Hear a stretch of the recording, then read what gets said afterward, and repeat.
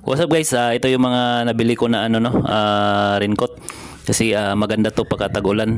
At sinamahan ko na rin ng yung para pang takip sa sapatos kasi pagka umulan ng malakas kahit na nakakaputi ka, mabasa pa rin yung sapatos mo. Tsaka kaya bumili ako ng ganito, yung pang bali idiretso mo lang to pasok yung sapatos mo. Tapos pailalim sa sa raincoat.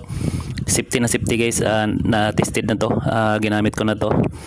Sobrang lakas ng ulan, hindi nabasa yung sapatos ko. Tsaka yung raincoat, napakaganda. Hindi siya madaling mapunit, makapal siya. Tapos hindi mainit. Tapos maganda yung quality niya. Panoorin nyo na lang yung video at saka kayo na mag-decide kung bibili ba kayo. So tingnan nyo na lang video. Tsaka ito rin pala guys, bumili rin ako ng pangtakip sa motor. Kasi pagka nasa labas yung motor, kawawa naman babat sa init sa araw. Kaya bumili rin ako nito, sobrang legit din, maganda. Talagang kasya-kasya yung motor ko. Bali yung motor ko XR 150. Kasyang-kasya siya. Tama lang siya.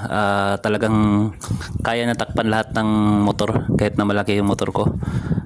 Ito yung napakaganda rin na pangtakip guys.